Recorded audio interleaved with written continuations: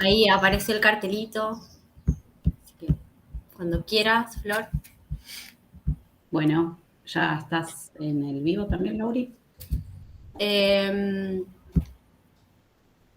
Ahora estaría en breve, empezando. Bueno, arranco A entonces. ver, si no banca 2 segundos Decime, y ya te digo. dale.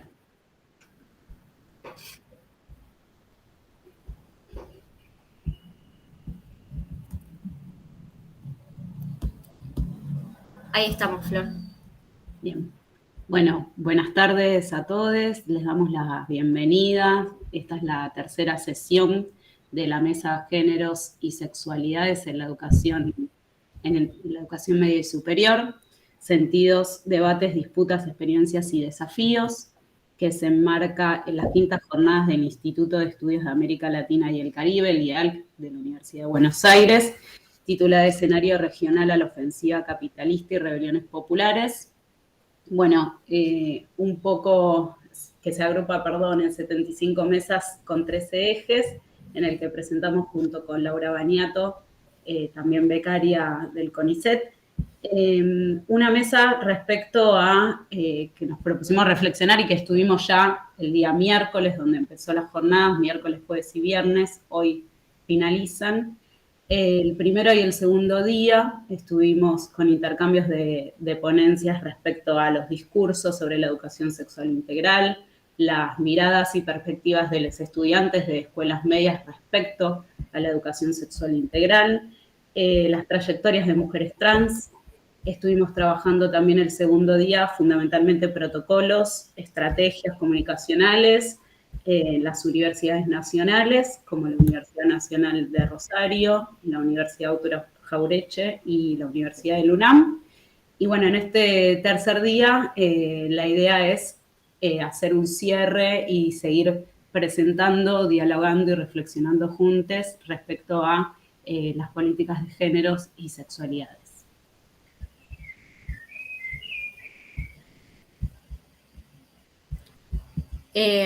Bueno, a su vez sumar un poco cómo se va a organizar la mesa.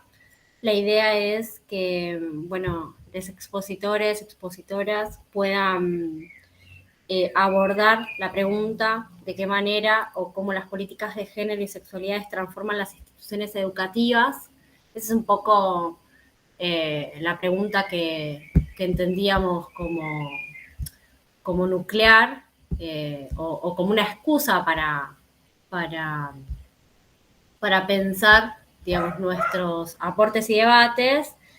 Eh, y para comenzar, expondrían Andy Locher y Bárbara Cipitelli del Frente Docente Disidente. Voy a cerrar el micrófono. Hola, ¿cómo están? Bueno, vamos a hablar como en diferentes partes. Queríamos empezar por presentarnos, más allá de nuestros nombres, presentar un poquito nuestro espacio y queríamos, mientras hablamos, ir pasando unas imágenes. Esperen. Ahora hice lío, perdón. Bueno, podemos hacer esto.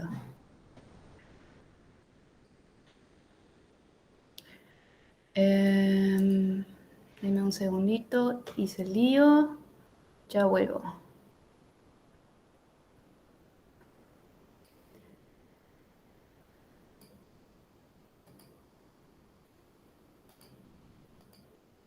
Ahí está.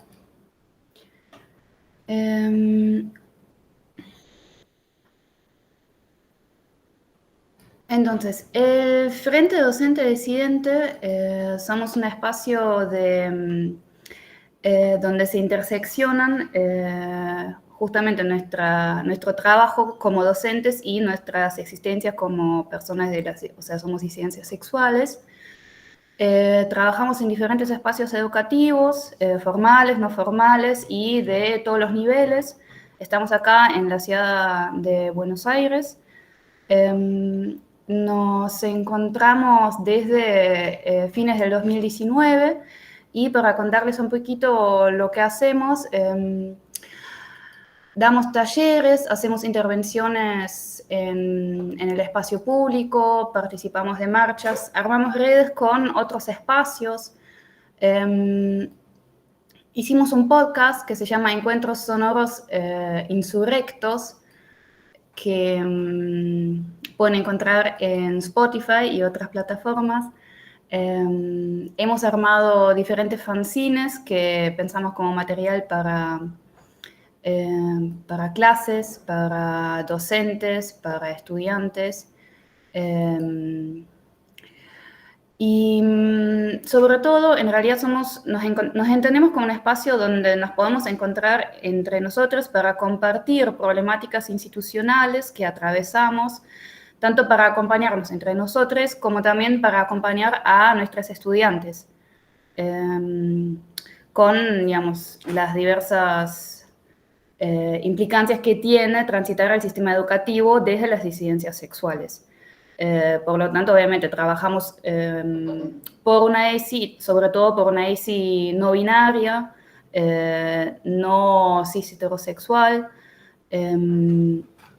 y en ese sentido hemos visto que también en alguna de las ponencias se trabajó con el tema de la interseccionalidad, donde, ¿no? La ponencia que trabajó con el ecofeminismo y la pedagogía crítica, donde también vamos muy en la misma línea de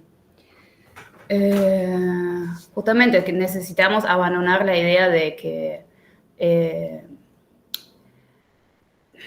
como la idea del humanismo mismo que postula al hombre cis, heterosexual, blanco, propietario como sujeto universal, homogéneo, y vemos como ahí en las instituciones educativas se homogeniza los cuerpos, se homogenizan los cuerpos docentes, los cuerpos de estudiantes,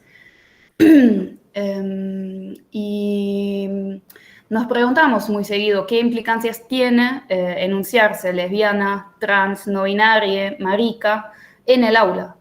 ¿Qué implicancias tiene? ¿De qué manera irrumpe?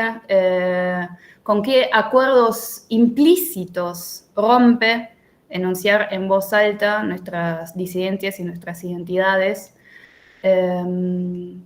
Y como solemos trabajar mucho desde la pregunta y desde los relatos, queremos hoy compartir un relato justamente de trayectoria. Sí, bueno, con respecto a lo que decía Andy recién, también un poco presentarme desde mi experiencia. Yo soy docente en provincia. También, o sea, el Frente sobre todo trabaja en territorio de capital, pero estoy trabajando actualmente en el distrito de 3 de febrero, también otras realidades, como pensar un poco la educación en forma situada, las características no solo, bueno, de los barrios de Cava, sino también qué pasa en provincia, y ciertas particularidades que tal vez tienen mucho que ver con esta perspectiva interseccional, como decía Andy, tener en cuenta justamente que desde el frente docente se tiene cierta amplitud con respecto a las alianzas que se pueden tejer, ¿no? En una consigna nuestra es enredarnos es urgente, y en ese sentido tener en cuenta, por ejemplo, cómo atraviesa los discursos y las relaciones de poder, si se quiere, en torno a este antropocentrismo que vemos presente en muchos ámbitos, ¿no? Entonces, para reforzar un poco lo que venía diciendo Andy, es interesante siempre sostener una perspectiva interseccional, que es algo que nos parece que consensuamos dentro del Frente y que tratamos de sostener. Sobre todo también pensando en estos momentos en los que, bueno, justamente se está, diferentes luchas se están como vinculando, ¿no? Hay una interconexión total entre, bueno, como verán en los afiches también en nuestros flyers, el tema del extractivismo o en otros territorios, como por ejemplo experiencias subversivas intensas, el flyer que está presente ahora en relación a la lucha que se dio en territorio en Chile, bueno, en territorio también mapuche y demás. Entonces, si bien justamente nos enfocamos un poco en lo experiencial nuestro, que tiene que ver más con la disidencia y cómo habitamos las aulas, no perder de vista todas estas alianzas y este compromiso en ese sentido. Y con respecto a cómo presenciar, digamos, el momento en el aula, ¿no? Dentro de estas interrupciones también entre la virtualidad y la presencialidad y demás, que nos pone un poco nos interpela y nos pone a pensar hasta qué punto podemos relacionarnos y de qué forma, ¿no?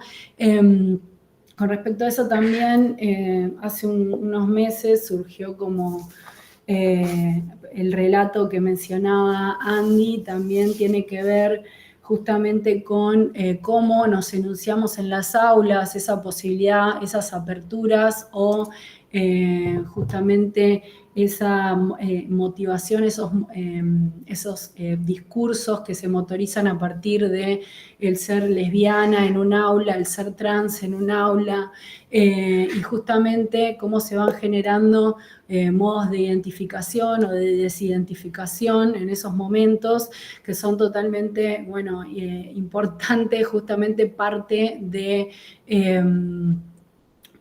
esa relación en la educación, ¿no? Y bueno, después igual podemos seguir ahondando en algunos debates que tenemos desde el frente, ¿no? Por ejemplo, qué posibilita ese modo de enunciarnos, cómo nos interpela, en un espacio totalmente mediatizado por esta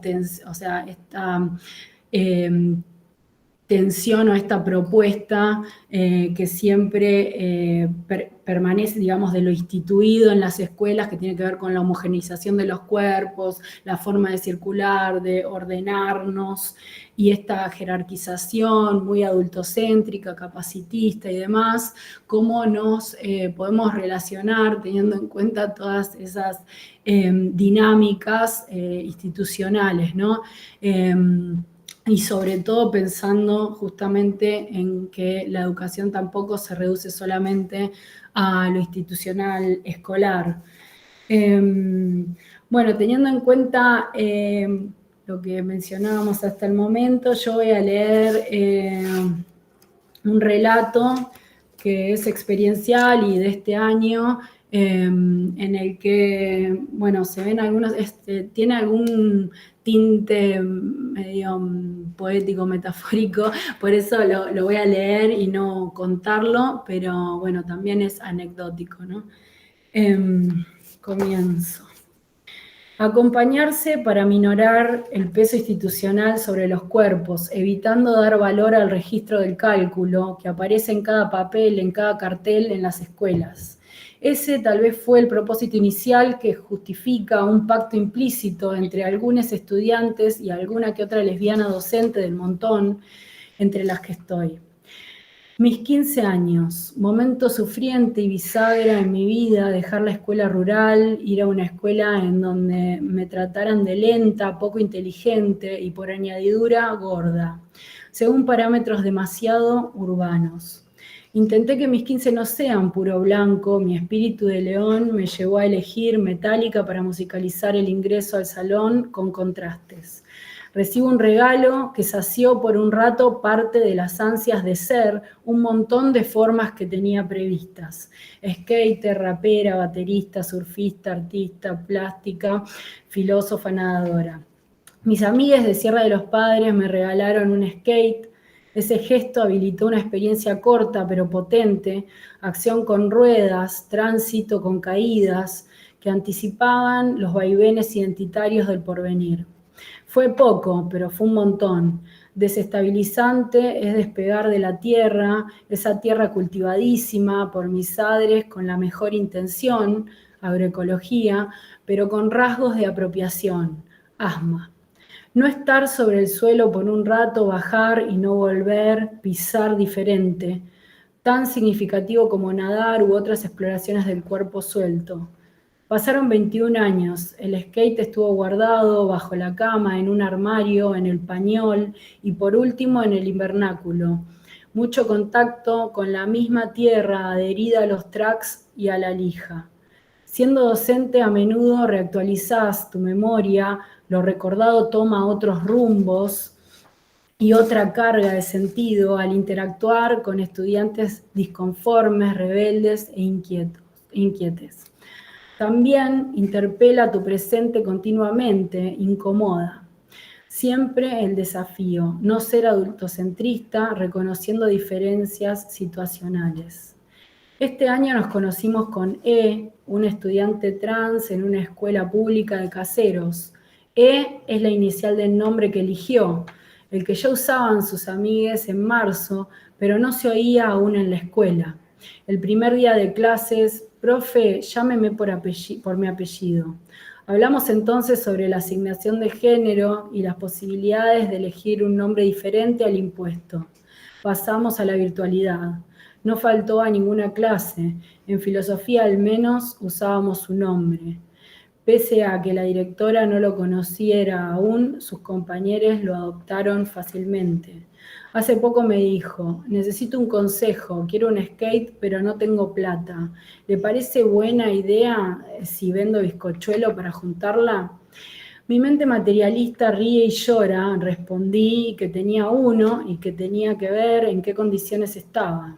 Justo viajaba a Mar del Plata, el skate resistió a muchos ambientes y muchos riesgos de entierro.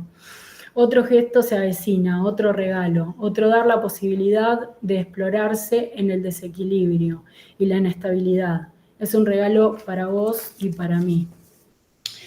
Bueno, se nos ocurrió un poco desde lo experiencial.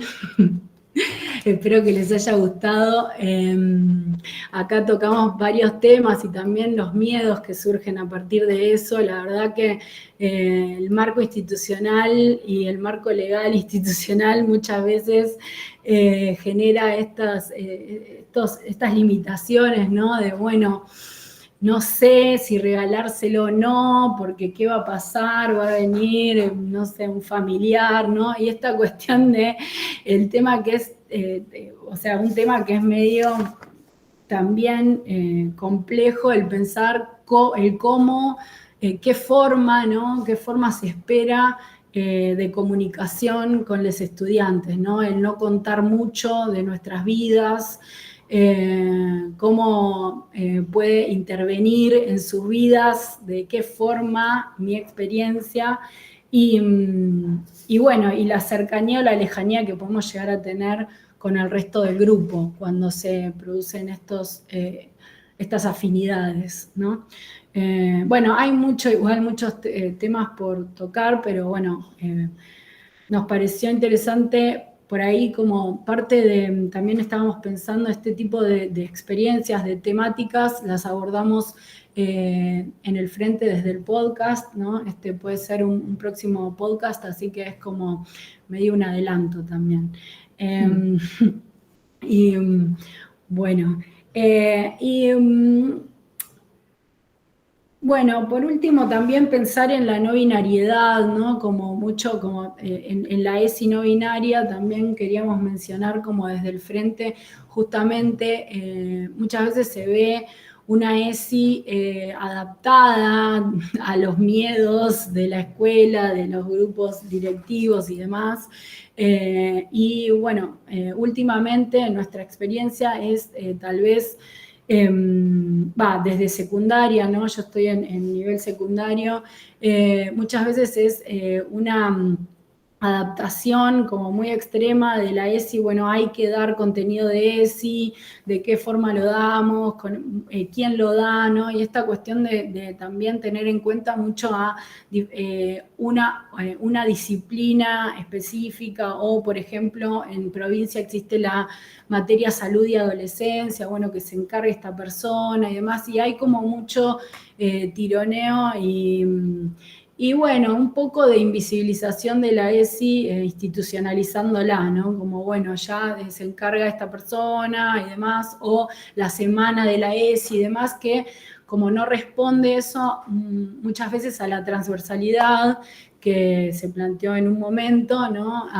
También tener en cuenta que la interseccionalidad en un ámbito áulico es interdisciplinariedad, ¿no? De alguna forma, porque cómo se abordan diferentes perspectivas, o la perspectiva más desde la preocupación por el terricidio o lo ambiental, con la cuestión de las disidencias o las violencias o el fascismo, ¿no? También, que es una preocupación como bastante actual, el tema de cómo circulan las verdades, las grandes verdades en tiempos también electorales y demás. Y bueno, también estas temáticas, como me parece que ahí hay una tensión como... bueno, hay como una resistencia al tratado de ciertos temas interdisciplinariamente, ¿no? Así que bueno, desde el frente también ponemos el ojo ahí. No sé si quieres abordar un poco el... No, creo que ahí no tengo mucho que agregar más que gracias por el relato. Y por ahí no dejar pasar solo una mini cosita, que justo en esta semana se organizó entre los 29 institutos de formación docente, en uno de los cuales trabajo, la semana ESI Interterciarios, y hoy, como actividad de cierre, se está haciendo, en media hora va a empezar una concentración frente a la legislatura porteña en defensa de los 29 institutos de formación docente de la ciudad y en contra de la UNICABA, justamente. Creo que sobra explicar las razones en este momento, ya cualquier cosa. Ahora les dejamos un link con un video que lo explica muy bien. Sí, y bueno, también por ahí dejar espacio para el debate que surja, si estuvieron anotando algo, y eso me parece que por nuestro lado estamos, preparamos un montón de otros subtemas, pero estaría bueno también que se den en diálogo, así que sí. Estamos bien ahí, ¿no? Sí, yo creo que sí. Después charlamos más dialogadamente. Gracias. Muchas gracias. Buenísimo también lo que dijeron al final respecto al diálogo. Un poco la idea es usar estos 20, 30 minutos o el tiempo que ustedes requieran para abrir con disparadores, y después al final hacemos el intercambio a partir de lo que fueron presentando. Muchas gracias. Bueno, el segundo, digamos, quienes van a hablar ahora es del equipo de investigación de Flaxo. Ahí estaba pasando el link. Me distraje porque no les estoy viendo, entonces ahora sí. Bien, el equipo de investigación de Flaxo, núcleos de estudios sobre educación, géneros y sexualidades y cuerpos, que es un espacio académico que aborda las transformaciones en las relaciones de género, sexualidades y cuerpos y su despliegue en las instituciones educativas. Acá tenemos parte del equipo que va a presentar, los menciono, las menciono, Sebastián Fuentes y Carolina Gamba. Integran el equipo Ernesto Cipollini, Mora Medici, Gerardo Hernández, Natalia Nasep, Ana López Molina y Mariana Román. Les damos la palabra. Muchas gracias también a ustedes. Bueno, buenísimo. Muchas gracias, Florencia, María, al Instituto por la invitación a este espacio, a Andy y a Bárbara por la presentación que hicieron recién, que no nos dejaron en un estado un tanto poético y que también nos ubica en otra sensibilidad y está buenísimo, está buenísimo. Bueno, después podremos seguir dialogando. Agradecemos mucho la invitación porque, como siempre, son instancias donde, al menos cuando quienes trabajamos en equipo, bueno, nos obligan a repensar también lo que estamos haciendo, en función también de las coordenadas de lo que se está discutiendo, de lo que se está intercambiando en este espacio concretamente. Y bueno, en nuestro caso, desarrollamos y hacemos investigación, sobre todo en formación docente y en el nivel secundario, también un poco en el nivel primario, también investigamos masculinidades por fuera de la escuela, por fuera de las instituciones formales. Bueno, hay distintas trayectorias y focos temáticos en el grupo, y en función de esas trayectorias es que traemos también un conjunto de reflexiones y de ideas para presentar acá. Carolina, que también integra y coordina el espacio, está justamente en la concentración en este momento, junto con los 29 profesorados, así que no pudo estar, otros están con otros compromisos laborales y vamos a hacer esta presentación junto con Mariana. A ver, voy a ver si puedo compartir, si funciona todo bien.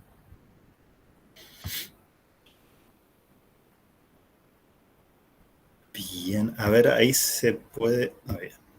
Perfecto. Ahí está. Bueno, a partir de la invitación que nos hicieron, nos formulamos esta pregunta, ¿no? ¿Cómo las políticas de género y sexualidades transforman las instituciones educativas? Y desde ya que estamos hablando sobre todo de la experiencia y de los procesos que se desencadenan a partir del desarrollo de la ESI, considerándola como la principal política de género y sexualidad en el sistema educativo en la Argentina reciente.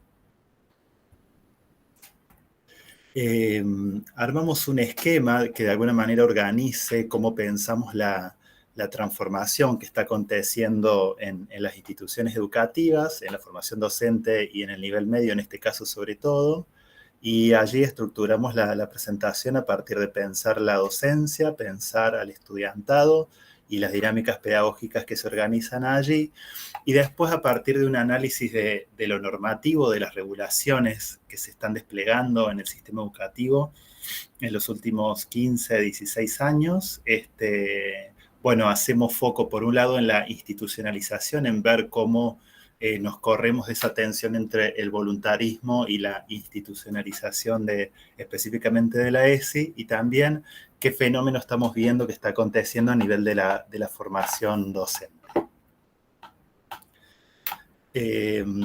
Recogiendo las investigaciones que desarrollamos y los estudios que desarrollamos en el núcleo, pero también la investigación y los estudios que realizan otras colegas en otras universidades y centros de investigación, podemos plantear que existe una serie de obstáculos para la ESI que tienen que ver con la fragmentación que organiza la lógica del trabajo docente, que también lleva por lo general a una sobrecarga de tareas docentes y que muchas veces en las reacciones de docentes frente al desarrollo de la ESI, digamos, uno de los argumentos a tener en cuenta, digamos, y que ellas plantean en relación a la incorporación y al desarrollo de la ESI tiene que ver con pensar que es algo que viene a sobrecargar su tarea, que viene a anexarse o constituye una suerte de apéndice del trabajo curricular propio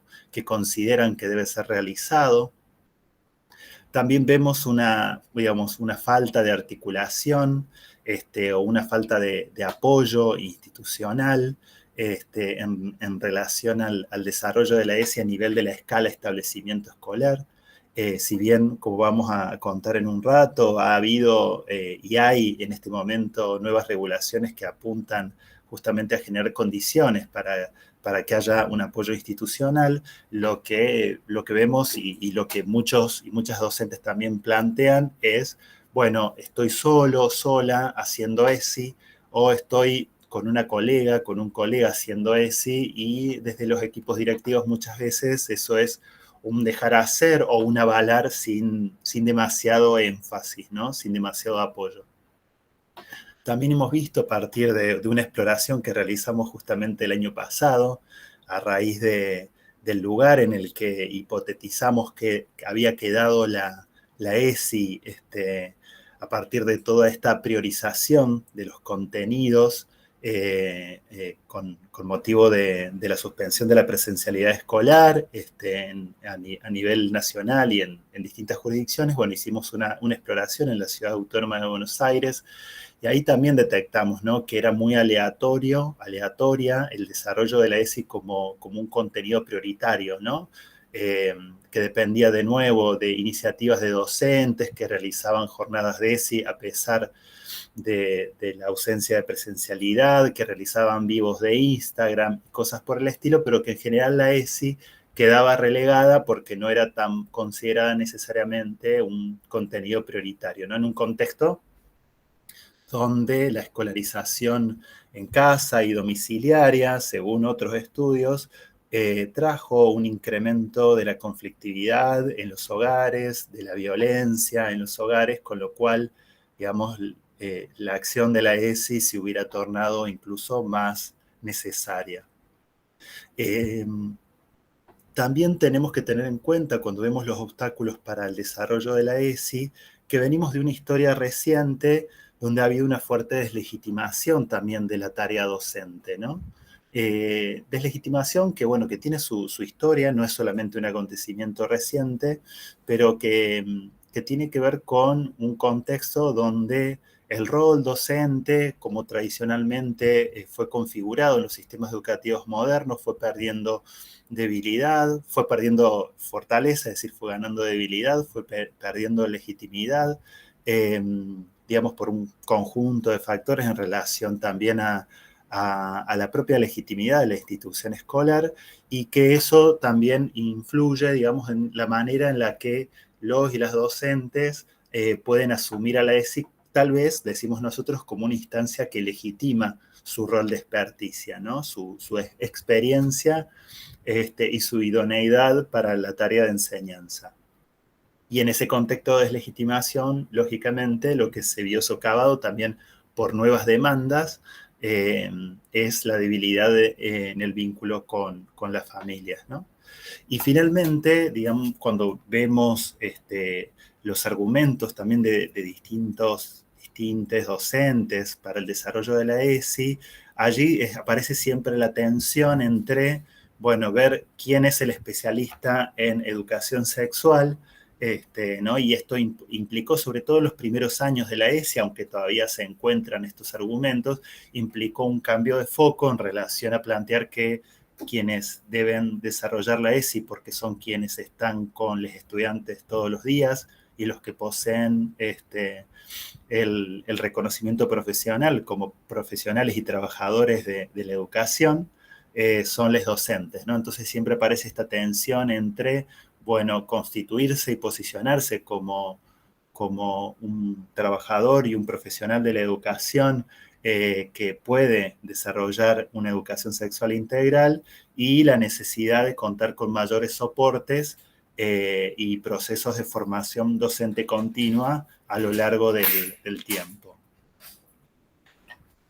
En la investigación sobre la formación docente continua, lo que hemos visto es que esa formación docente en ESI requiere reposicionarse, ¿no? Requiere ubicarse en otro lugar subjetivo en la trama institucional de las escuelas y de los institutos de formación docente. Y eso siempre implica, también porque fue la manera en la que en su momento el Programa Nacional de ESI organizó las famosas jornadas docentes de Es parte de la vida, es parte de la escuela, implica sí o sí una revisión de la propia experiencia en cuanto a sujeto sexuado, sujeto generizado y con una propia historia de género, además de un sujeto, una persona que forma parte de una trama escolar que se posiciona también desde un rol pedagógico. Es decir, la ESI, a diferencia de otros dispositivos y otros temas de formación docente y que hacen también el trabajo de enseñar, implica sí o sí la revisión también de la propia vida, ¿no? De la propia trayectoria. Como le decía, bueno, una docente, a Carolina Gamba, ¿no? En su tesis de maestría, ¿no? Dice, mi hijo me pidió un juguete de nena y no se lo compré. Hoy, después de esta capacitación, esta es una nota que escribían los docentes luego de la capacitación inicial de ESI. Hoy, después de esta capacitación, me di cuenta que estoy haciendo algo que no se debe. Así que decidí comprárselo. Digo, los docentes cuando atraviesan procesos iniciales de formación docente en ESI, necesariamente van hacia esa revisión también de la propia vida, de la propia trayectoria extraescolar, ¿no? Y esto también es interesante, digamos, porque implica que una política de formación docente también llega a los hogares de los docentes, ¿no? Y no solamente a las escuelas donde se desempeñan, ¿no? Ahora, en los últimos años, vamos identificando esta figura que a propósito la titulamos para provocar un poquito aquí, la docente militante de la ESI, digo, para provocar un poco en relación a las discusiones sobre la politización de la docencia, que a veces aparecen de manera superficial, ¿no? en la discusión pública. Nosotras planteamos que, bueno, una perspectiva que trata de problematizar esto. ¿Por qué? Porque lo que vemos en muchas escuelas es que la ESI se sostiene por el compromiso de muchas y muchos docentes que ponen el cuerpo, que trabajan, dedican mucho tiempo por fuera del aula, a la preparación de jornadas, a la reunión con colegas para preparar proyectos entre distintas disciplinas.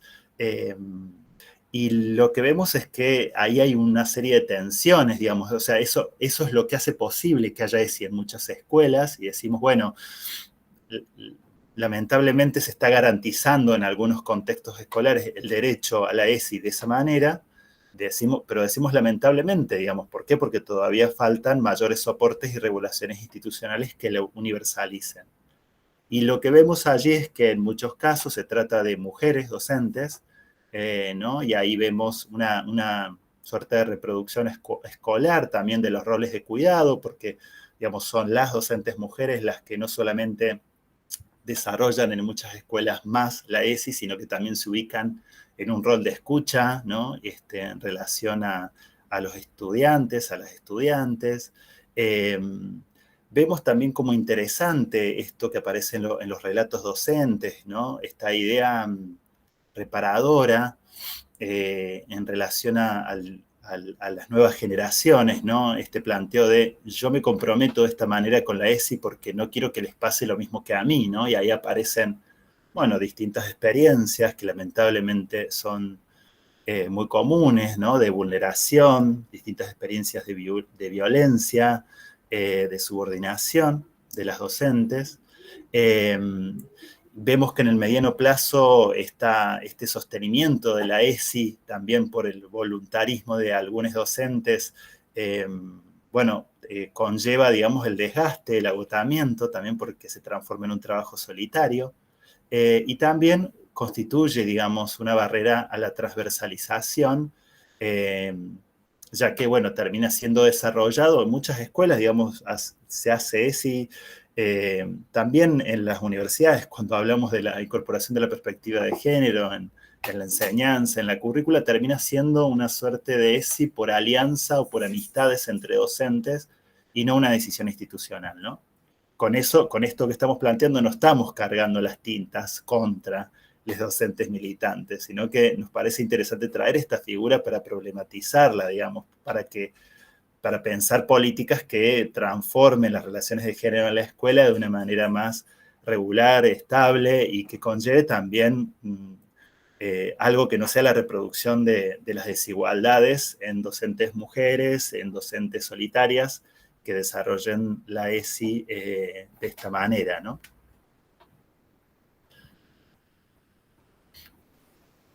Bueno, tomo la posta desde acá, ¿sí?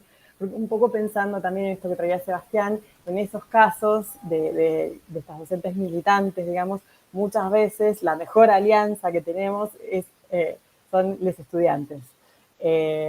Cómo aparece ahí un sujeto político que sobre todo en escuela media no fue pensado como un sujeto activo de la ESI. En general, cuando se piensa a partir de la ley, se piensa la política de la ESI, se piensa en el estudiantado como destinatario de cierta conceptualización, en principio de cierta conceptualización. Después, en función del ejercicio de derechos, también muestro de ciertas prácticas y demás, ¿no? Digo, cómo a partir de la demanda estudiantil se abre mucho más el campo de la ESI, y bueno, esto, cómo esa apropiación conceptual no siempre sucede a partir de lo que sucedió en la escuela, sino a partir de lo que sucede socialmente. Cómo las demandas sociales van entrando a la escuela de la mano del estudiantado, de sus prácticas y de sus cuerpos también. Y me parece súper interesante que cuando hablamos de la ESI, hablamos de sujetos de derechos siempre y de ejercicio de derechos. Y esta cuestión de pensarles como sujetos de deseo también es súper potente en este ejercicio, ¿no? Como muchas veces ese camino que allanan no aparece como una demanda en el sentido militante de, bueno, no sé, piensa, cuando sí aparece. En 2017, en la Ciudad de Buenos Aires, hubo una serie de tomas de escuelas en las que uno de los reclamos era la implementación de la ESI. En 2018 y en 2019 se conformaron círculos de mujeres sobre todas las cosas, y en algunas escuelas también círculos de varones. Y empezamos a tener una conflictividad gigantesca con los scratches, por ejemplo, scratches en redes sociales, incluso con ataques físicamente. Fue un proceso que convulsionó a las escuelas en las que pasaba esto, y como eso también tomó una relevancia social. Pero a veces sucede también en espacios mucho más silenciosos. De repente, cuando, por ejemplo, tenemos a partir de la ley de identidad de género la posibilidad de un cambio registral, y tenemos un estudiante que sin necesidad de hacer un planteamiento político, un posicionamiento político, llega con su identidad cambiada. Y bueno, ¿cómo escribimos cuando el número de quill, por ejemplo, no coincide con el sexo, con el género que se le asigna? Entonces, ¿cómo hacemos para que la computadora, que le tenemos para tramitar, que la computadora le llegue a través del sistema? ¿No? Digo, ¿cómo empiezan a aparecer a través de otras normativas y de otros movimientos y de otros reclamos que no son educativos netamente, una demanda hacia la escuela en términos de prácticas cotidianas, pero también en términos de la estructuración burocrática incluso, de cómo se gestiona eso hacia adentro de las escuelas, ¿no? Y bueno, y es un sujeto que está haciendo, es una persona existiendo con el ejercicio de sus derechos y de su deseo también, ¿no? También pienso, por ejemplo, incluso en lo edilicio, como cuando a veces son cosas que parecen sutiles, como esto que les decía, el número de quill, con qué número de quill le inscribimos en la escuela, y cómo eso puede tener un efecto que nos complique y que no nos permita pedirle la computadora, por ejemplo, o por ejemplo con los baños, cuando aparece la dificultad en los baños. Y de repente a veces es eso, es cuando para una persona trans, una persona no binaria, llegar a una escuela en donde los baños no están generizados, permite un tránsito silencioso por la escuela sin necesidad de demandar, y cómo cuando empiezan a aparecer esas miradas, digamos, sobre las dinámicas institucionales, empieza a aparecer la institución escolar como una institución de resguardo también. Cuando leemos, digamos, o cuando escuchamos voces de estudiantes en donde sienten que en sus escuelas esto está habilitado, el lugar de la escuela es el de la escucha. Y a veces son prácticas, pienso también en otras prácticas, por ejemplo, cuando la mirada está formada, y por ejemplo, en lugar de llegar y tomar lista, ¿no? Entro y digo, bueno, fulano, lo que hacemos es preguntar, ¿cómo quieren ser llamadas? Y listo, es simplemente eso. En lugar de agarrar la lista, escribir la propia lista, y eso sin que nunca nadie haya dicho, mirá, sabés que podés hablar, que acá podés pedir que se te llame por el nombre autopercibido. Eso simplemente ya plantea un modo de escucha del ejercicio docente, y cuando eso se traslada al nivel institucional, cuando digo en este tipo de cosas, con los registros, con los baños, etcétera, cómo la institución empieza a alojar también, ¿no? Y a veces son prácticas que surgen a partir de un episodio que irrumpe, para tomar la categoría, el esquema conceptual, ¿no?, del programa nacional, y muchas otras veces son simplemente, digo, cuando eso ya está pensado a nivel institucional, eso permite un ejercicio del derecho a la educación mucho más ameno, sin la necesidad de tener que estar confrontando de manera disruptiva, ¿no? Entonces, bueno, eso, lo que pasa es que para llegar a eso, la formación docente requiere esa revisión sobre nuestra formación y requiere ese enriquecimiento conceptual para poder ablandar, digamos, por decirlo de alguna manera, la mirada y dar lugar a esos procesos, ¿no?, de manera amigable, ¿sí?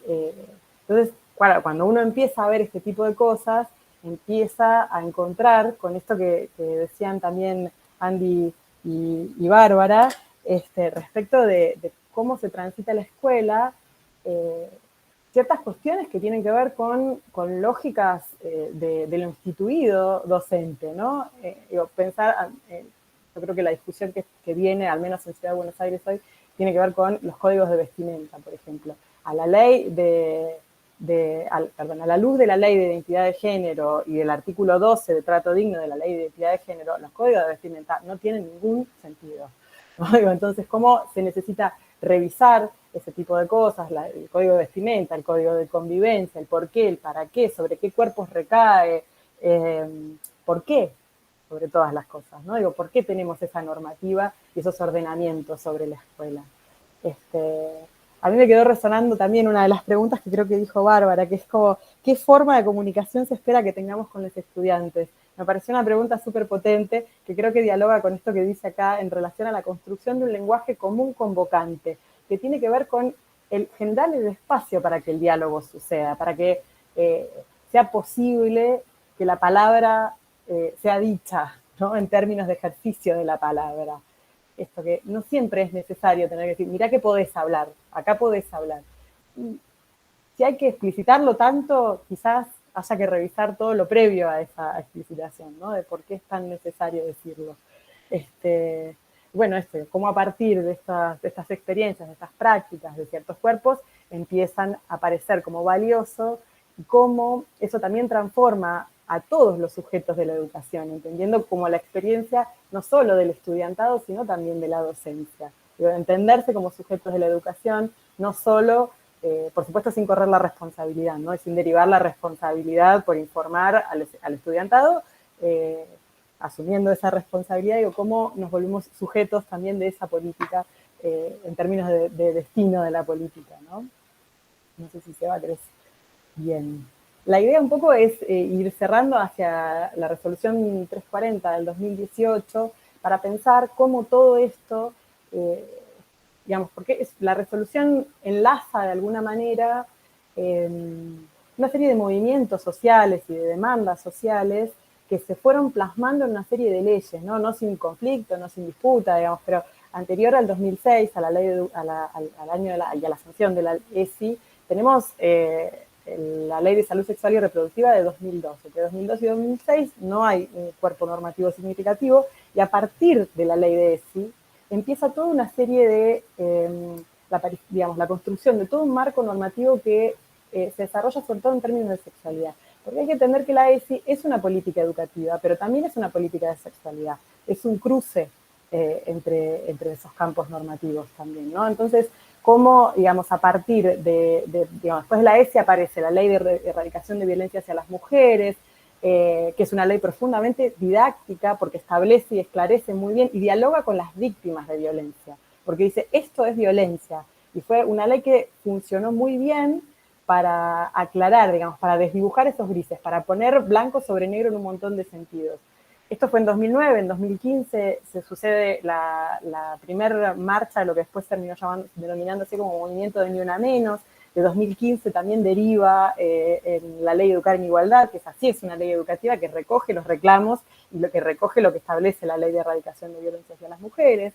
En el medio también aparece en 2000, y anterior a 2015, digamos, aparece la Ley de Matrimonio Igualitario, que legitima la aparición de otras familias en las escuelas también y de otras prácticas no heterosexuales en la escuela. En 2012 tenemos la ley de identidad de género, y bueno, una serie de marcos normativos, podemos ir hasta la ley Micaela, que, digamos, y podemos pensar también en el debate por la legalización del aborto, también como desde 2018 se fue posicionando el estudiantado como un sujeto político también ahí, como colectivo también.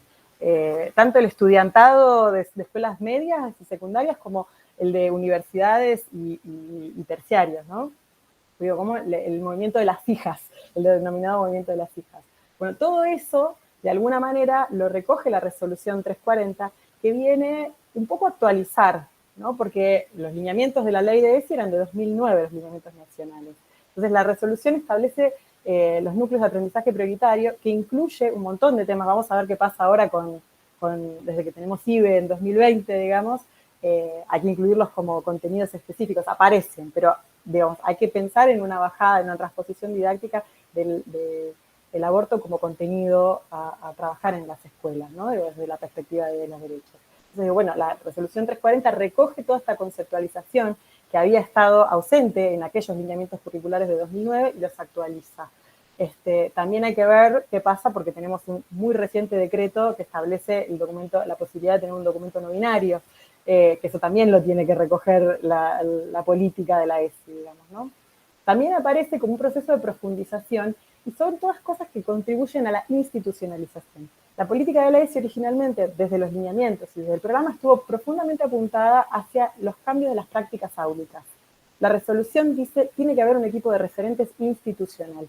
Eso quiere decir que la ESI no solo tiene que estar en las aulas, tiene que estar en los recreos, tiene que estar en la resolución de los conflictos, tiene que estar en los códigos de convivencia, tiene que estar en el proyecto educativo institucional, tiene que estar cotidianamente en todos los espacios de la escuela, no solo en los contenidos que se enseñan y en las prácticas docentes individualizadas, ¿no? Entonces, todo esto, además de posicionar nuevamente al Estado y de ratificar en un contexto, porque en 2018 estábamos en pleno proceso de vaciamiento del Ministerio Nacional, constituyó de alguna manera un resguardo para el Programa Nacional para sostenerse. Bueno, todo esto implica nuevas obligaciones para la ESI, pero también nuevas oportunidades. Digamos. Me parece que el camino está señalando que tenemos que ir hacia la institucionalización, ¿no? Todo esto, insisto, todo este marco legal tampoco que acabo de desarrollar no sucedió caído del cielo ni llovido de quienes se ocupan de la legislación, ¿no?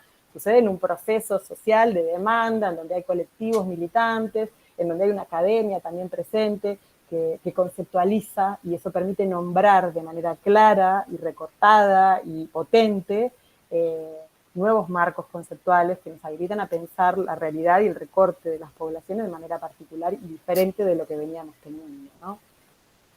Bien. Entonces, Eva, si querés la última parte.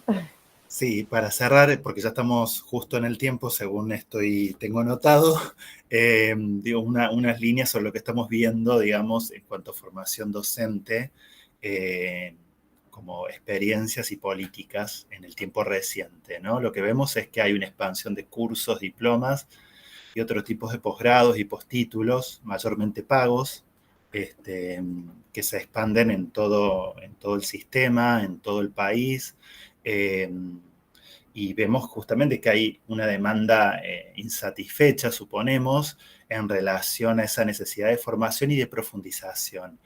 Esto sin negar que hay políticas de formación docente gratuitas desarrolladas sobre todo a nivel nacional por medio del Infod y el Programa Nacional de ESI, y en algunas provincias también una política, en algunas más fuerte, en otras más débil, también de formación docente en ESI, pero sobre todo una formación docente continua en ESI, que también tiene sus límites, digamos, ¿no? Tiene sus límites, a ver, por un lado, porque es una política de formación docente para docentes que ya están en ejercicio, pero que termina siendo un tanto, decimos nosotros, bueno, repetitiva, digamos, le falta profundización en muchos casos, ¿no? Entendemos, y hay una lógica propia del sistema educativo que se produce constantemente una renovación, digamos, ¿no? Docentes que se jubilan, nuevas docentes que ingresan al sistema. Y eso también demanda bueno, una formación docente inicial más sólida, pero también una formación docente continua que contemple estas diversas trayectorias, ¿no? Ahora, la preponderancia de estos dispositivos de formación docente es individual, digamos, es que cada una de nosotros haga un curso, se diplome, tenga una certificación en ESI, pero no encontramos y planteamos la necesidad de ir hacia modelos colectivos y de profundización, no solamente de iniciación, de formación docente en género, en ESI, ¿no? Y también nos planteamos esta interrogante, ¿no? ¿Quién se forma? ¿Y cuáles son los sujetos de formación?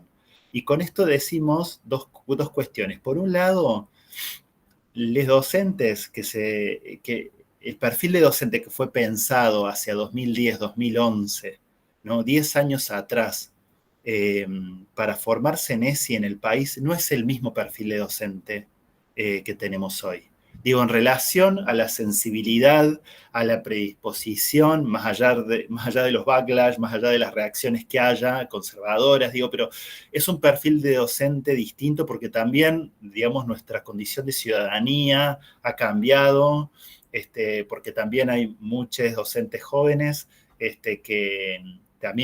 vienen con un posicionamiento distinto. Entonces también hay que pensar que ese destinatario de la formación docente continua está en transformación, ¿no? Y por otro lado también cómo se acompaña a estudiantes, ¿no?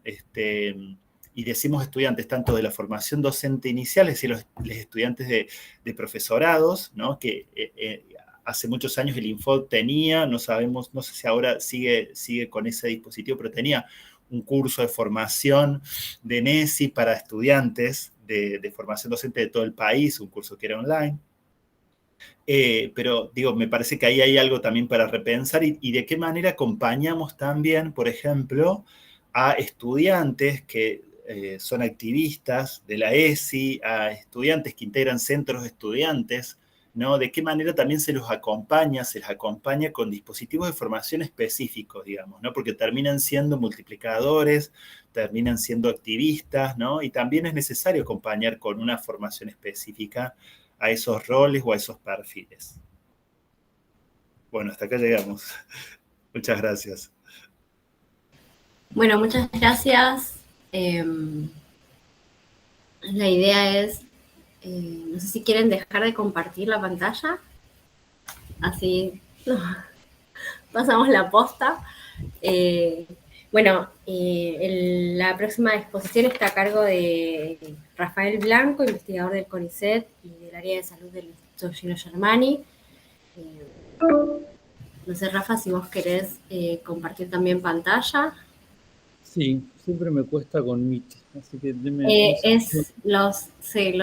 la flechita. No, sí, pero recién me tiró un mensaje que decía no puede compartir, qué sé yo. A ver. Okay. Si no, Lau, te lo paso y vos lo Dale. pasás. Sí, obvio. Aunque tenemos que ver, perdón, no me olvidé. Ahí te lo estoy pasando por mail. Dale. Igual arranco ahora. Me voy a mandar el correo. Dale, no hay problema. Seba, si querés decir algo más mientras. Hago chicle, estiro. Dale, estira. Estiro, No, hombre televisivo. Claro, no sé si soy tan bueno improvisando, ¿eh? El tipo, si no tiene un guión, viste, no tiene letra, se acaba. Yo no quería decir nada de ansiosa, porque si no ocupo el espacio. Pero aprovecho y digo dos cositas, nomás como mientras esperamos.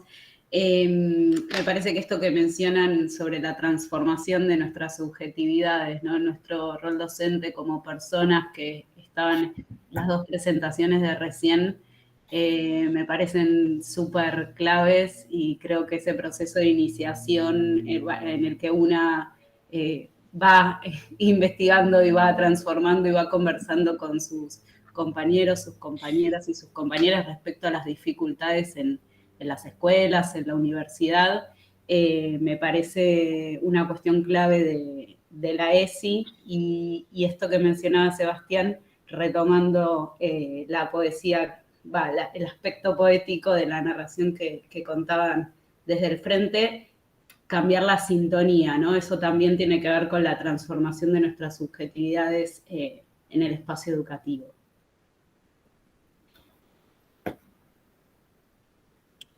¿Llegué? Ahí Lau te lo mandé, no sé si te llegó. Pasa que es pesado. No, todavía no me llegó, pero por las dudas pásamelo por WhatsApp y así tenemos doble llegada. Y lo último que digo es respecto al sujeto político, ¿no? Los estudiantes que también lo mencionaron en reiteradas ocasiones y esto también se vino mencionando estos días en cada una de las ponencias, digamos, la activación, el activismo, el repensar también la ciudadanía respecto a cómo esos sujetos se posicionan en la universidad, generan también redes entre sus compañeros, mismo también en las escuelas, digo, ahí también hay también mencionaban una empuja y una puesta en agenda también, y un empezar a poner agenda desde la voz de estas subjetividades. Creo que ahí también esto se repetía también varias veces y sobre todo en estos días, que me parece fundamental. Impecable lo tuyo, Florencia, ¿eh? Entonces tenés un timing. Justo.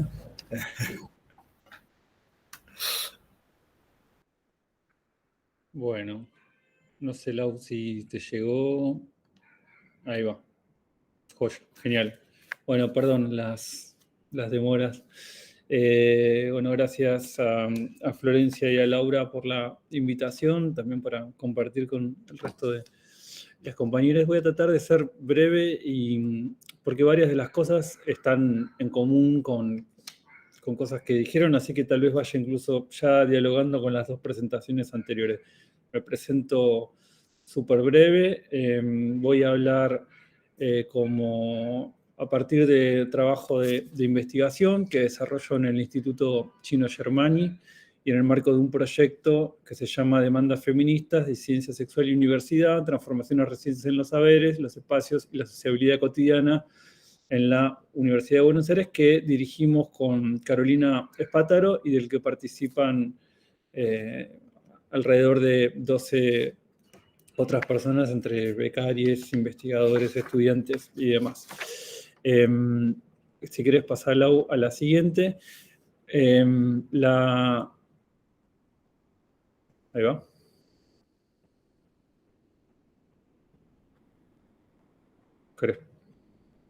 ¿Querés pasar, Lau?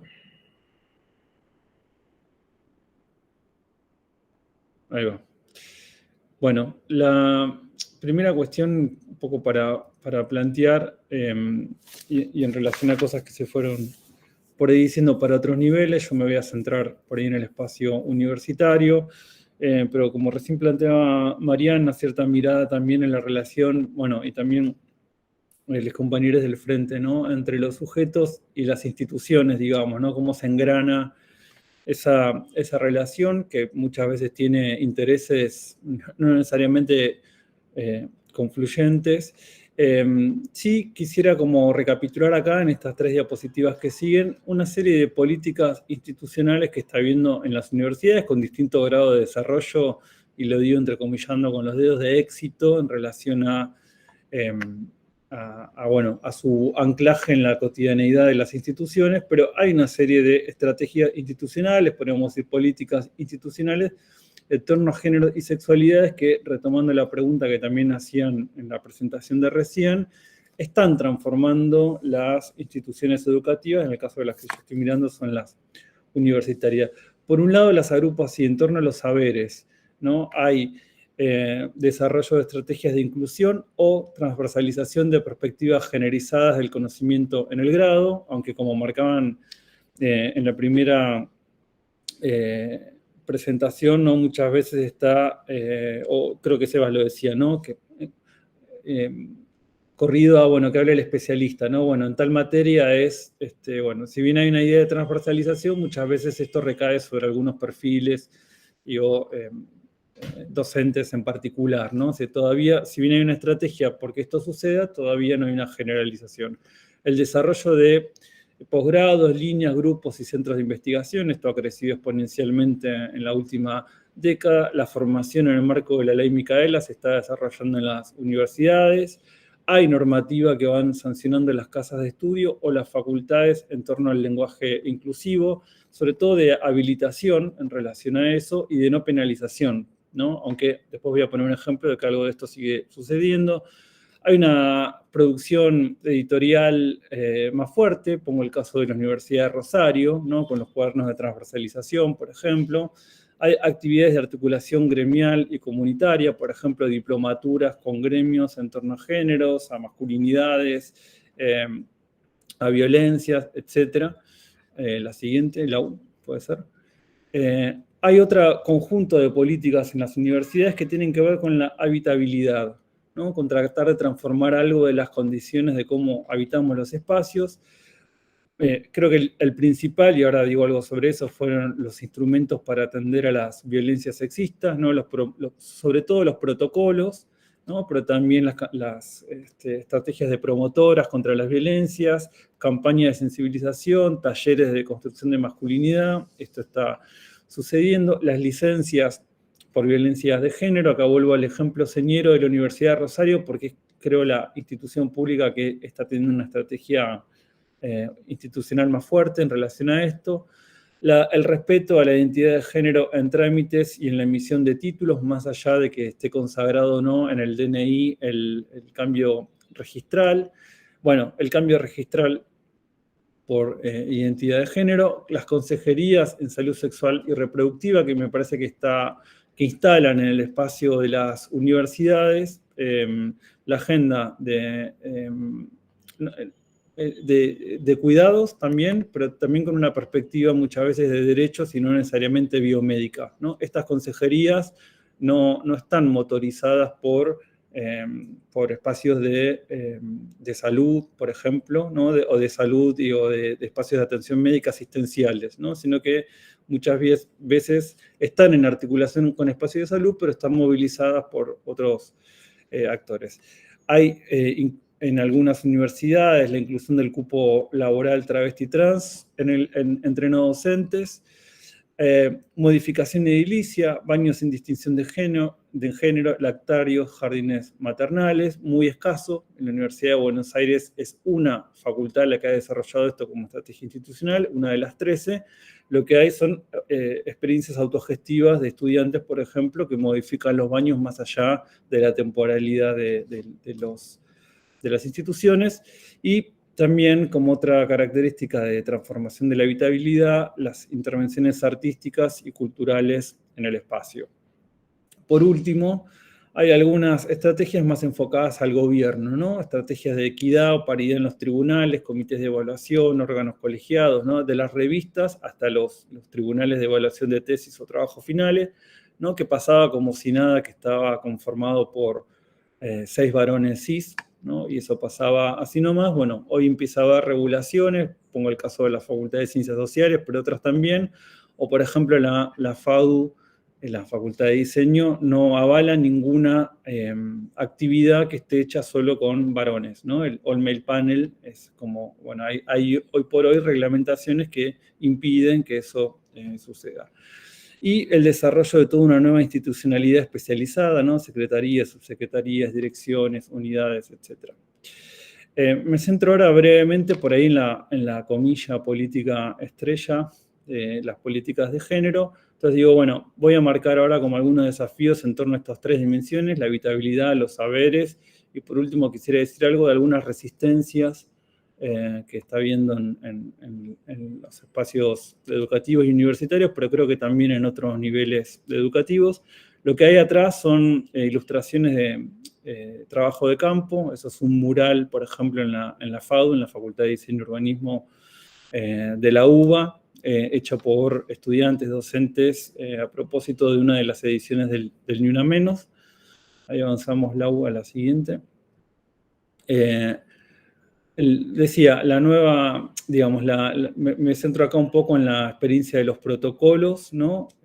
Y cómo están funcionando esta política institucional, protocolos que también empezó a haber en otros espacios educativos para contrarrestar las violencias. Como dije, voy ilustrando ahí, por ejemplo, con algo del trabajo de campo, aun cuando los protocolos están sancionados, por ejemplo, en la Universidad de Buenos Aires, hay reclamos respecto de su implementación o efectiva implementación o eficaz implementación, etc. Pero por decir, ¿por qué digo que es un poco la política estrella? Porque en el cuadro que tenemos a continuación, este es un relevamiento que hicieron Laura Bañato y Rocío Moltoni, para un artículo que está próximo a publicarse. Podemos ver que de las 55 universidades nacionales que hay en Argentina, hay 50 que ya cuentan con estos instrumentos y que este desarrollo fue muy vertiginoso a partir del año 2017, ¿no? Ahí tenemos como un primer momento en verde que es como de surgimiento e institucionalización. Se fijan, ¿no? Ahí el ni una menos es como un parteaguas donde a partir de ahí comienza a desplegarse este instrumento que permitió visibilizar las violencias en el espacio universitario. Y hacia adelante, por ejemplo, bueno, ya en 2017 son 13 las casas de estudio, 2018 10, 2019 11, ¿no? De los primeros protocolos 1, 4, 6, ya hay una aceleración hasta llegar a una casi saturación en el presente de estas herramientas. Ahora, como vemos en la próxima diapositiva, digo yo, por vicio generacional, si uno empieza a pensar un poco esos instrumentos, y en eso estamos en el equipo, bueno, ¿cómo se llaman estos instrumentos, no? Muchas veces son violencia de género, ¿no? Ahí vemos otras denominaciones que corren, y cuando en muchas ocasiones la cuestión de género, ¿no? Termina funcionando metonímicamente con violencia contra las mujeres, ¿no? Con lo cual muchas de las violencias que ocurren en los espacios universitarios no aparecen capturadas en la experiencia por este instrumento. Lo digo distinto. Hay violencias por identidad de género, por expresión de género, por identidad sexual, que muchas veces no son recurridas al instrumento del protocolo para su denuncia o procesamiento, etcétera, ¿no? Algo de la nominación género, lo voy a decir mal, pero ha planchado en el significante mujer, ¿no? Sobre todo mujer cis, y por supuesto, sin minimizar el impacto de la violencia contra las mujeres, no son las únicas que ocurren, pero bueno, acá podemos pensar algo de cierta dificultad de estos instrumentos para capturar un espectro más amplio de violencias. Vamos a la siguiente, Lau. Nombro en un trabajo de campo en curso, interrumpido un poco por la pandemia desde ya, algunas cuestiones que aparecen con los protocolos, ¿no? Que la primera cuestión es que nadie duda de la necesidad de la existencia de los protocolos, ¿no? Esto es un consenso. Sin embargo, también aparece el protocolo como un instrumento de disputa entre las agrupaciones, ¿no? Muchas veces, ¿no? Por más que existe el protocolo, aparece como una implementación insuficiente, discrecional o para perejiles, ¿no? O sea, caen algunos estudiantes, pero no caen los docentes, peces gordos, etcétera, ¿no? Y esto, sobre todo, aparece como acusaciones entre agrupaciones o que también, bueno, después lo digo, ¿no? La guerra de los scratches entre estudiantes y demás, que muchas veces desconoce la existencia del protocolo para procesar esas cuestiones, ¿no? El reduccionismo en el uso de los protocolos, ¿no? Violencia contra las mujeres, pero en menor medida de prevención e intervención ante situaciones de violencia o discriminación de género u orientación sexual, como decía recién. Lo que ahí aparece el interrogante de si estas violencias no existen o si el protocolo no logra capturarlas. Vamos a la siguiente. También, sobre todo, el protocolo aparece para la denuncia, aunque los protocolos tienen por intención también crear un ambiente de contención y confianza, ¿no? Más preventivo, pero el protocolo aparece sobre todo operando sobre la urgencia de la denuncia y mucho menos en la prevención de estas violencias, ¿no? Muchas veces los protocolos están dirigidos, ejecutados por académicas feministas, militantes reconocidas, pero su inscripción institucional, por ejemplo, su mímesis con la gestión, ¿no? institución-gestión, hace que muchas veces se desconozca el accionar o la trayectoria de de quienes implementan los protocolos, subsumidos por ahí en cierto desconocimiento, desautorización de la autoridad, ¿no? Lo digo distinto. Bueno, es el protocolo del decano o la decana y por lo tanto, ¿no? Y sin embargo, muchas veces detrás de los protocolos hay activistas que vienen hace tiempo activando justamente por estas herramientas y en esa mímesis, gestión, institución, se lleva puesto muchas veces digamos, o se desconoce la autoridad de quienes están a cargo de estos instrumentos. Dos cositas más, muchas veces la desconfianza del instrumento repliega el accionar de la demanda a otras prácticas como la del escrache, ¿no? Y finalmente hay un bajo desconocimiento de esta herramienta, sobre todo entre estudiantes que no militan, ¿no? O sea, el protocolo es más conocido entre militantes que entre no militantes, ¿no? Y entonces hay un problema con el conocimiento del instrumento.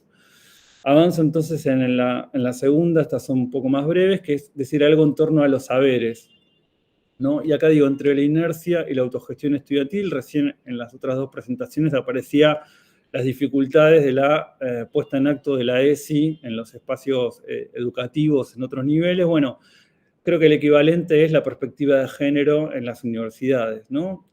Acá el campo está hecho sobre todo en las humanidades, pero no es privativo, ¿no? Esta discusión está en medicina, está en exactas, es decir, atraviesa muchas otras facultades, y ahí donde la institución no transversaliza, la experiencia estudiantil lo hace, ¿no? Van a ver de fondo varios carteles de talleres, por ejemplo, seminario de géneros, cuerpo, educación, identidades en debate, si querés avanzar, Lau. También otro modo de transversalizar o de poner en discusión la cuestión del género en relación al conocimiento y a los saberes son, por ejemplo, esta es una intervención que hubo en la Facultad de Psico de la UBA, ¿no? Fuera homo, lesbo, bi, transodio de la universidad pública. La siguiente. Basta de negar la existencia LGTBIQ en Psico, ¿no? Carteles mientras una docente da clase, ¿no? Que enuncia eso. Solo nota al pie, esto también aparecía en las listas de asistencias. Una práctica muy común en la universidad pública es, en vez de tomar asistencia, pasar la lista y que uno ponga su nombre. Bueno, ponían en las listas de asistencia, basta de negar la existencia LGBTQ, basta de transfobia, basta de transodio, ¿no? Como estrategias de intervención para hacer llegar ese mensaje a las cátedras, muchas veces poco permeable a la inclusión de perspectiva de género. Los talleres, ¿no? Hechos por las agrupaciones. Avanzamos ahí un poco más y digo algunas, bueno, biblioteca feminista.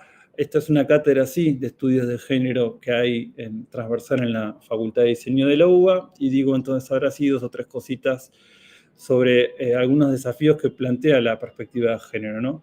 Primero, algo a destacar que es una demanda estudiantil y sobre todo de las agrupaciones gremiales estudiantiles, por ejemplo, los centros de estudiantes ligadas a la formación. Esto es interesante porque muchas veces las agrupaciones gremiales estudiantiles se mueven por otras urgencias, ¿no? El estado de edilicio, el boleto estudiantil, es decir, cuestiones que tienen que ver más con la habitabilidad o las condiciones de cursada, y a veces queda más desatendida la dimensión de los saberes, y sin embargo, la agenda de género y sexualidades colocó en el repertorio activista estudiantil con fuerza la dimensión de la formación. De todas maneras, en el campo lo que aparece muchas veces es un reclamo impreciso. Bueno, ¿qué sería incorporar perspectiva de género, ¿no? Y en las respuestas aparece muchas veces, bueno, autoras mujeres, poco menos epistemologías feministas, mucho menos teorías queer o queer, etcétera, ¿no? Por poner un ejemplo, en la Facultad de Arquitectura, preguntando qué era perspectiva de género, bueno, en lugar de las arquitectas mujeres, ¿no? Lo cual, digo, es interesante como demanda, pero también, bueno, los estudios de género en estos 30, 40 años de desarrollo han de alguna manera superado la visión sobre el lugar de las mujeres, no sé si superado es la palabra, pero complejizado, ¿no? Para pensar no solo en las dimensiones del lugar de las mujeres en un binarismo mujeres-varones sí, sino también con una agenda mucho más amplia, donde la inclusión de perspectiva de género no solo es temática en términos de un repertorio de temas, sino también como perspectiva. Dos cositas más. Más allá de la oferta institucional, esto que decía, lo que es interesante es que los estudiantes desarrollan, y las estudiantes, iniciativas formativas, ¿no? Como estas que iba poniendo ahí como en las imágenes, lo cual da cuenta de una especie de currículum paralelo, ¿no? Una formación paralela a la formación oficial, ¿no? En estos espacios de autogestión. La siguiente, Lau. Digo 2 cosas más de esto. Con lo cual, bueno, algo como una nota del trabajo de campo, lo que fuimos denominando cierta perspectiva de género desde abajo. Lo digo distinto, no cambian los currículos, o sea, cambiar los programas o las currículas en las universidades es un proceso lentísimo, ¿no? Las primeras se hicieron con la postdictadura en los años 80. En los últimos años ha habido un proceso de cambio curricular muy lento en algunas facultades, en algunas universidades, es decir, cada 20 o 30 años se cambian los programas de las formaciones universitarias. Sin embargo, podemos ver que hay una perspectiva de género desde abajo, en experiencias autogestivas de estudiantes, pero también en docentes, ¿no? Que implementan perspectivas, textos, etcétera, y ahí funciona el run. Bueno, anotate en esta cátedra o anda con este docente. Entonces es un recorrido, ¿no? Autogestivo que va desde abajo tratando de perspectivizar la propia formación. Después, como una segunda cuestión de esta perspectiva de género desde abajo, es cuando se interrogan, ¿no? Viejos planes de estudio o viejos textos con nuevos lenguajes, ¿no? Por ejemplo, la heteronorma para leer el corpus psicoanalítico. Heteronormatividad no es un término, ¿no? Que sea del lenguaje freudiano, sin embargo aparecen como renovadas claves, ¿no? Nuevos lenguajes para leer viejos textos, ¿no? Eso está pasando también como claves de lectura que también van perspectivizando la formación. Y por ahí marcar algo en relación al lenguaje inclusivo, cierta escisión entre el habla estudiantil y la lengua de la institución, ¿no? Si la lengua habla en el lenguaje de la RAE, y podemos ver que hay una activación de otras formas de expresión lingüística. ¿Sí? Avanza la U. Bueno, esto pasalo así no abundo en esto, y cierro entonces con el último punto, que son algunos desafíos, ¿no? Acá voy a decir muy poco porque es una línea que estamos trabajando ahora en el proyecto, Lau está trabajando en eso también, que es las resistencias que está habiendo en los espacios educativos, voy a hablar de los universitarios, en relación a las políticas de género, ¿no? Hay resistencias múltiples, silenciosas, y digo furibundas por el carácter odiante que tienen esta. Esta es la progre Facultad de Ciencias Sociales de la UBA. Bueno, uno entra al baño de varones y encuentra fuera feminazis escrito con rojo 2 veces en 2 paredes. Bueno, esta no es una escena del todo extraña, es decir, este tipo de pintadas están apareciendo, ¿no? Más grande, más chico en las mesas, en las puertas de los baños, en las paredes, etcétera, pero está esto con fuerza. La siguiente. Esto es la respuesta a un estudiante a su tesis de grado en la Facultad de Psicología, estimado fulanito. Una de sus jurados le hace las siguientes observaciones. Esta tesis está escrita en lenguaje llamado vulgarmente inclusivo. Dado que se trata de un documento público, no la leeré hasta que no esté escrita en nuestro idioma. Atentamente, doctora fulanita. Cualquier duda, comuníquese, ¿no? Muy cordial todo. Saludos cordiales. Oficina de tesis, ¿no? Entonces, cuando digo ahí también las resistencias, no solo pensar, ¿no? en el espectro de las nuevas derechas, que la estamos viendo, sino también estas otras resistencias, ¿no? de las corporaciones o disciplinares o profesorales, o bueno, habrá que ver por qué lado vienen, pero bueno, esto que pasa con el lenguaje inclusivo es muy expresivo. Acá hay simplemente una actividad hecha por la Subsecretaría de Políticas de Género de la UBA, por ejemplo, currículum, cuerpo y universidades desde la perspectiva de la ESI, y es muy habitual, ¿no? El troleo en este tipo de actividades, ¿no? O sea, intervenciones donde salen a matar a expositores, expositoras, organizadores, etcétera, ¿no? Dejen de adoctrinar a los estudiantes, las pelotudeces antipatria, bueno, todo esto está pasando en cada actividad que hacemos, lo cual, por ejemplo, para poner un caso, en las jornadas del área de salud del Instituto Gino Germani, en las que yo trabajo, ¿no? Que coordino ese área, se hacen hace 30 años.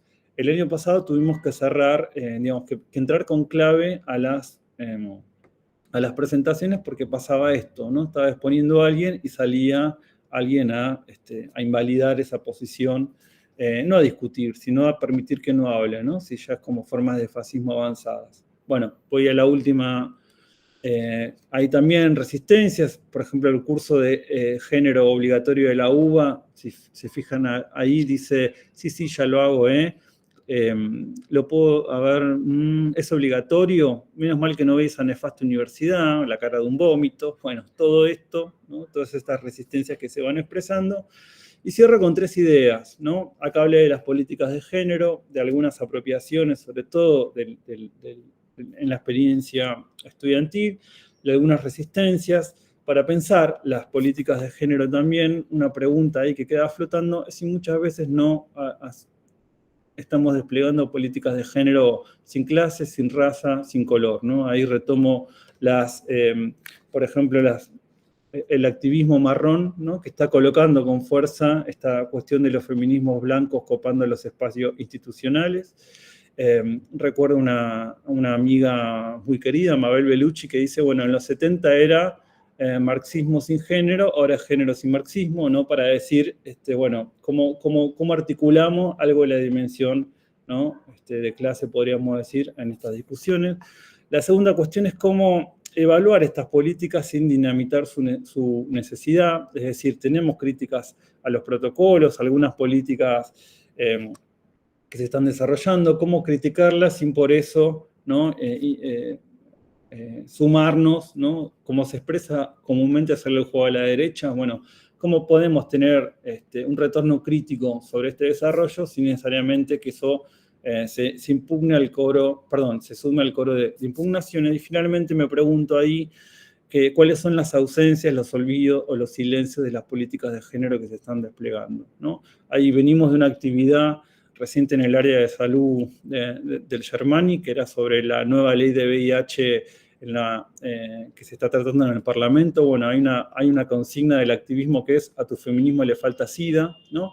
Esta consigna me parece que es muy punzante y habla también de algunos olvidos de la agenda feminista, incluso en las universidades, de las políticas públicas en las universidades. Ahí, Andy, cuando hablaba al principio, había un afiche que decía: tu sueño abortó, ¿no? Me acuerdo hace años una estrategia del activismo estudiantil es: las estudiantes también abortamos. Bueno, muchas veces falta, ¿no? Tal vez enfocar las estrategias institucionales en la encarnadura de los sujetos que viven el día a día en las instituciones, ¿no? El aborto no es algo que sucede afuera, el vivir con VIH no es algo que sucede afuera, sino también en el espacio de nuestras instituciones. Esto es mucho menos retomado, ¿no? Son a veces mucho más temas de agenda panorámica que de encarnación de la vida cotidiana. Entonces, bueno, ahí hay como algunos desafíos para seguir trabajando. Gracias. Perdón por la desprolijidad del PowerPoint, pero gracias, Lau, también por ayudarme a exponer.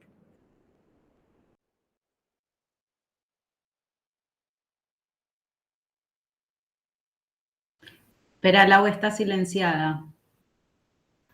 Que en un momento tenía tantas cosas abiertas que entre el micrófono y nada. Bueno, muchas gracias, Rafa, por la presentación. Siempre es un placer escucharte. Bueno, la idea es un poco, en el ratito que nos queda, hacer algunos intercambios. La verdad es que el diálogo entre las 3 conversaciones, digamos, ¿no? Es como muy enriquecedor, digamos, ¿no? Poder pensar el impacto de estas transformaciones en nuestras instituciones educativas, en los diferentes niveles, digamos, en función de la práctica áulica, de la práctica cotidiana de las instituciones, las gestiones e incluso en nuestras formaciones permanentes, ya sea como, digamos, ¿no? Como estudiantes, docentes y a la vez como formador de formadores, ¿no? Porque hay algo ahí también de la necesidad de formarse permanentemente para poder seguir investigando y para poder seguir formando a otros, digamos, ¿no? Como que ahí hay algo que me resulta como muy interesante. En eso hay 2 cosas que me resonaron como muy fuertemente como propuesta al diálogo, por supuesto pueden tomarlas o dejarlas, que tiene que ver con la idea del voluntarismo, muy presente en el desarrollo de todas estas estrategias, digamos, ¿no? Algo que aparece muy fuertemente en la educación media, en la formación docente Y en las universidades, digo, las personas encargadas de llevar a cabo y llevar adelante las políticas de género en las universidades, por lo general, es gente militante, digamos, ¿no? Feministas, militantes, que fueron construyendo ahí una serie de líneas que después, más o menos, las gestiones fueron tomando. Entonces, otra cosa que me resultaba como interesante es la idea de la ESI o de las transformaciones feministas en relación a la irrupción, digamos, ¿no? Cómo irrumpen en los espacios, pero que a la vez, digo, si pensamos específicamente en la ESI no habla de irrumpir, sino habla de puertas de entrada, ¿no? Digo, como algo más paulatino, como algo más de procesual, digamos, ¿no? Ahí cómo se juegan esas dos cuestiones. Y creo que para empezar, nada más, después tengo un montón de otras cosas anotadas. Bueno, eso.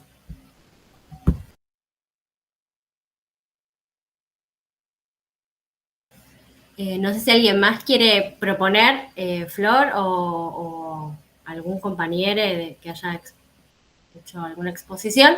Y si no, quien quiera tomar la palabra, arranca y hagamos lo más transversal. Y es viernes, hace mucho calor, estamos casi en noviembre, así que, por favor, digo... No, algunas, yo digo, también para compartir preguntas, ya que decías esto, abriste este juego. Bueno, no sé si son preguntas, pero digo, me resultó re provocadora la metáfora del skate para pensar la inestabilidad y los desequilibrios en un sentido positivo. Digo, y me parece que se entronca mucho con esto que también venimos planteando de el sujeto de la formación docente no es el mismo que hace 10 o 15 años y no es el mismo porque también en una transformación generacional que es gradual, que excede a 10 años, pero que uno va viendo también cómo la experiencia, digamos, queer, la experiencia inestable en relación a la construcción de la propia identidad, digamos, va logrando cada vez más legitimidad y también, digamos, nos vamos amigando con esa idea, ¿no? Digo, incluso no hace falta identificarse como queer para amigarse con esa idea, para posicionarse también allí. Entonces me parece, a mí esa, digamos, la metáfora, esa imagen del skate y cómo viaja, digo, me resultó re potente para seguirla pensando, ¿no? Avisen cuando esté también ese podcast listo, porque me gustaría escucharlo también, volver a escucharlo. Dale. Y después, digo, en relación a lo que planteabas recién, Rafa, esta exhaustividad en los saberes y en las, digamos, iniciativas, ¿no? Organizacionales también que se van generando en las universidades. Me preguntaba, porque me toca de cerca, además de trabajar en Flaxo, trabajo en otra universidad que no voy a nombrar ahora, es una universidad del conurbano, que se caracteriza por donde hay colegas, mujeres, feministas y de la disidencia que laburan, que mantienen una red de género impresionante. Hay también una comisión que se encarga de trabajar con determinados casos. Pero cuando uno ve la estructura de poder de la universidad, son rectores, vicerrector, varón, secretarios todos varones, y todos los jefes de directores de departamentos son varones, salvo la mujer que es la que dirige el departamento de artes. Gran sorpresa, ¿no? No se imaginaban, ¿no?, que iba a decir que una mujer estaba allí.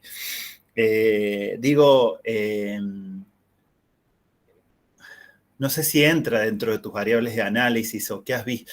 Digo, todos conocemos, cuando vemos la foto del CIN, del Consejo Interuniversitario Nacional, 4, 5 rectoras, con suerte, de 50 y pico. Digo, la estructura de poder la verdad que no podemos generar todavía mecanismos donde que diga, no sé, en un periodo va a ser un varón el rector y en un periodo siguiente va a ser una mujer. Digo, como no sé cuál es la solución, digo, pero cuál es la medida, cuál es la regulación de cupo.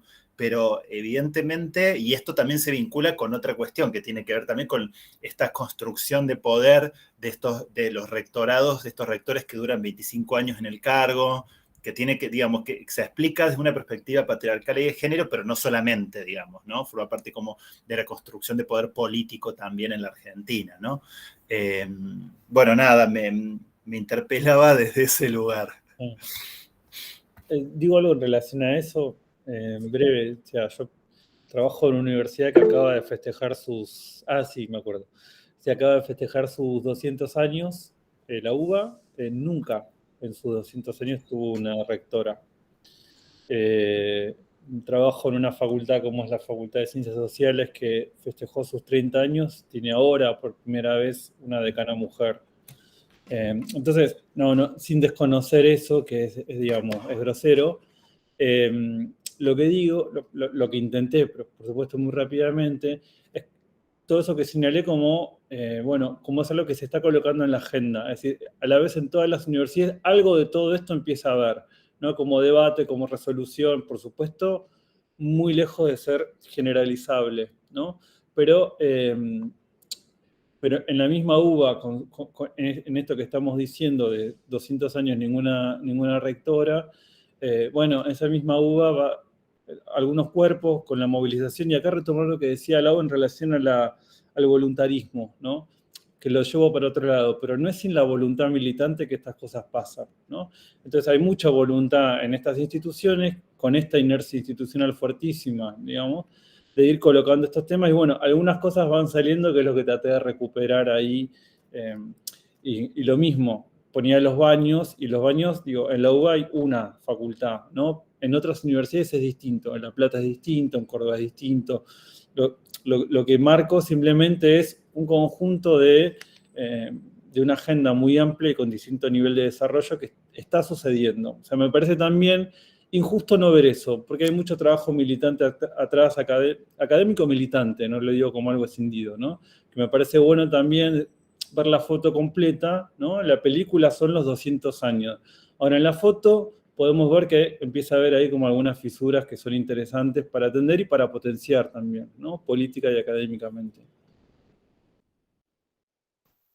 Sí, en ese sentido la convivencia con el conflicto y la disputa de sentido que se está dando permanentemente, y esto mismo que señalabas al final de la exposición y que se da en todas las instituciones, de los discursos que vienen a tensionar y digamos, en el medio que estamos reflexionando, revisando, volviendo a pensarnos como sujetos, docentes, estudiantes, y revisando y conversando, haciendo estos encuentros, militando y dando clases en la universidad o en las escuelas, convivimos con esos discursos que vienen a obstaculizar, tensar, y también volver más conflictivo aún la propia revisión en las distintas instituciones, en las distintas agrupaciones. Digo, es una cuestión más como que viene a aparecer en este escenario, ¿no? A emerger y a presentar tensiones, ¿no?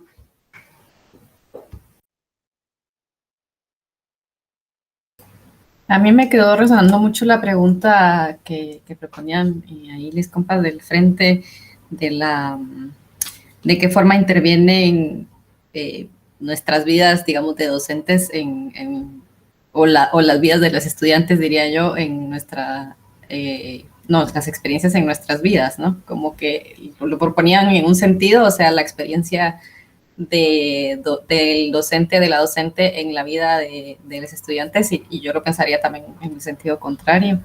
Y creo que eso es esa intersubjetividad, esa puesta de las subjetividades ahí en juego, que no hay otro lugar desde donde estén ocurriendo estas tensiones que nos aparecen en la experiencia escolar o en la experiencia universitaria, y que eso es lo que o sea, a mí después de hacer la tesis eso es lo que me quedó dando muchas vueltas, como qué lugar le damos a esa subjetividad y cómo, ¿no? Cómo la hacemos cuando es inasible y cómo la ponemos, no sé, en términos de objeto de estudio cuando resulta siempre en construcción, en transformación. Esas son las cosas que a mí me quedan siempre dando vueltas cuando hablamos de estas cosas. Y bueno, comparto, digamos, esa inquietud y como el constante cuestionamiento alrededor de eso. Mientras les escuchaba, recordaba que hace poco, bueno, con esta vuelta a la presencialidad, en un par de reuniones con docentes, sobre todo pensar la ESI en el nivel medio también tiene una heterogeneidad, digamos, ¿no? Respecto del nivel o de la modalidad. No es lo mismo en media común, no sé qué, en adultos, adultes, digamos, ¿no? Y cómo esta idea que presentaban desde el equipo de investigación de Flaxo, pero también los compañeros del Frente Disidente, digamos, ¿no? Con sus experiencias, esta idea del lugar de la tensión entre legitimidad y deslegitimación de la tarea docente y de los contenidos de la ESI, ¿no? Como la otra vez me llegaron a decir, ¿puedo usar las jornadas ESI para dar otra cosa? O sea, en esos términos, ¿no? Como, entonces era como, ¿cómo otra cosa? ¿Qué otra cosa? O sea, yo lo planteo así como me lo plantearon, fue como, ¿pero qué es otra cosa, digamos, no?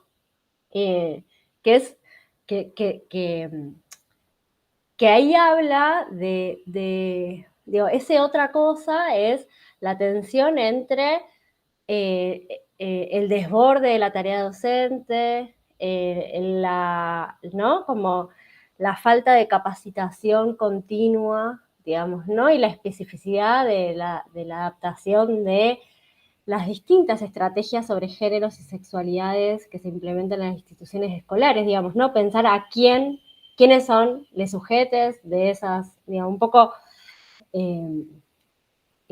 Rafa también lo traía al final de su exposición, digamos, ¿no? Cuáles son las ausencias, cuáles son los silencios y cuáles son los olvidos, digamos, ¿no? De todas estas estrategias que hacen y que se interconectan con los obstáculos, ¿no? Que presentaban también respecto a la implementación de la ESI en las instituciones escolares, digamos, ¿no? Yo las escuchaba y se me venía esa anécdota en la cabeza una y otra vez, digamos, ¿no? Por eso tuve que lanzarla así, espero que no la estén escuchando, digamos, ¿no? Pero un poco tiene que ver con eso. Bueno, por mi parte, no sé, agradecerles un montón, no sé, Flor, si alguien más quiere intercambiar o decir algo. Sabemos que es viernes, que es hora de ir cerrando las actividades millones que estamos teniendo. Pero bueno, agradecerles un montonazo digamos, las exposiciones, el intercambio, la predisposición. Para nosotras fue unas jornadas muy interesantes respecto de todos los trabajos que fueron presentando los días anteriores, digamos, ¿no? Y este era como un poco el cierre de lujo que nos pudimos dar, así que estamos como muy felices. Bueno, eso. Muchas gracias. Que descansen. Bueno, gracias por la invitación y por el intercambio también a los compañeros del Frente y del equipo de Flaxo. Gracias. Un lujo, un lujo. Sí, Gracias. Gracias. Muchas gracias. Muchas gracias, muy lindo. Sí. Todo muy bonito. Chao. Nos vemos. Muchas gracias. Adiós, muchísimas gracias. Chao, chao.